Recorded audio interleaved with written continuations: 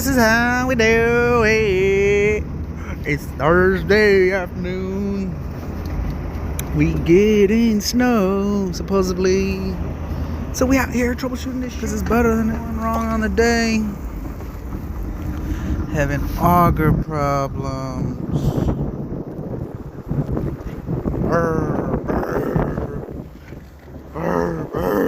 And the fun never ends, guys. We hooked up this salt dog spreader. We have a weak motor. We have a worn out auger. And the bigger chunks of salt are seizing it up because the auger is not strong enough, and it's all open, so it's just kind of piling up in there. But double check your cables. Double check your cables. These two cables were loose. I just tightened the little connector, where I compressed it a little bit so I can make better contact. Then we dumped all the salt out. We're gonna put the actual covers to control the amount of salt that's going in, because it was just too much. This is an old salter. We just need it for this season. So, and then it was another reason why I was acting up. Make sure you use the right gauge wire when you hook it up to the battery. We put a fuse in the front part of the battery. Here, let me show you. But the gauge of the wire is way too small, because it's running the salter, the spinner, the auger, the vibrator. So, see, this is how they wired it up. This gauge is way too small, and then it goes into a bigger gauge. It keeps blowing the fuse when you have everything running. So we're gonna delete this, go with a bigger gauge, and then we'll put a new fuse in there, and that should take care of that. Bobcat, we had leaking hydraulic lines on the return side. The main lines going to the hydraulic pump, and all I did was I cut that wrench in half, and I was able to tighten the fittings back up.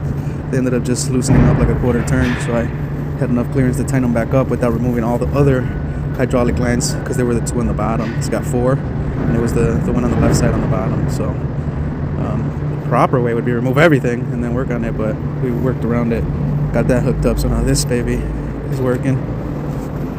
Low on hydraulic fluid, so I'm gonna fill this up right now, and I'm gonna finish putting the cover on the salter motor here. So I put the cover on the salter here is a bunch of 11 millimeters. And I'm gonna do the pump, and then we're just gonna wait for the snow to come. So, and if you guys want to remove this motor on the salt dog, this plastic cover just pops off. It's a bunch of 11 millimeter.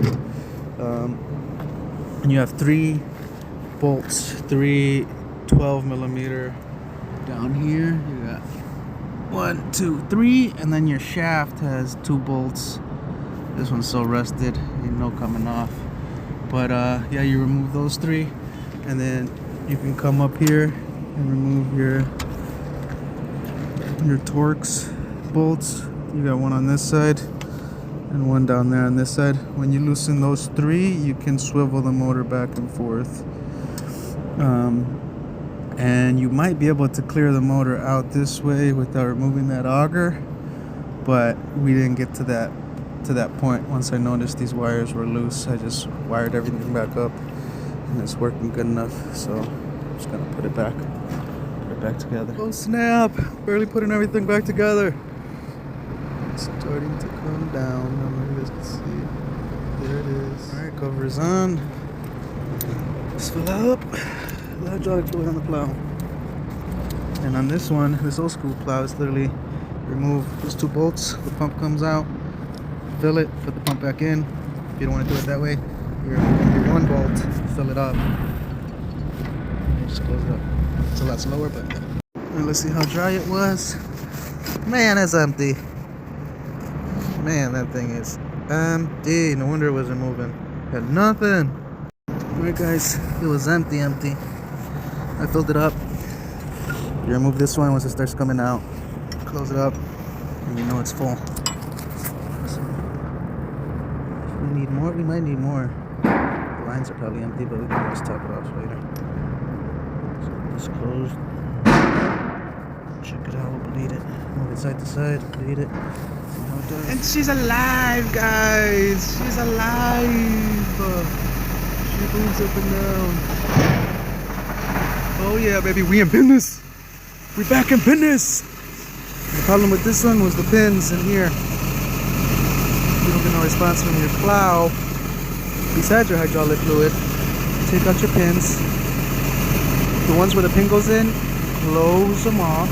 And the pin has a little opening at the tip. You spread it open, and then when you put the pin in the hole, it's not loose. You see that? It's not loose. You want it tight so it can make contact. And that's where we're at now. We tight. And now we can get to it.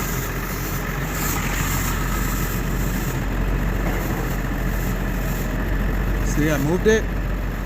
It's not responding anymore. So I'm gonna have to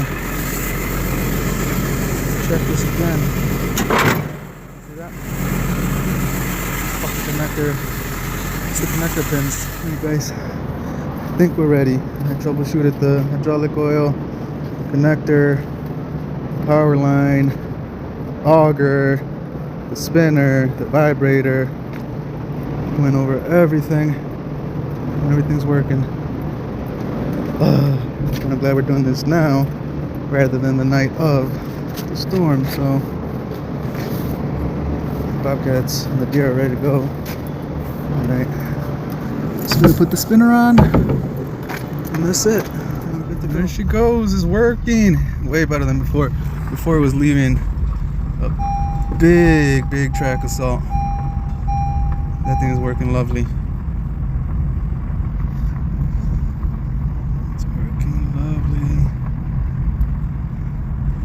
I'm just gonna wait to see it turn on again. If it works, then I'm gonna go.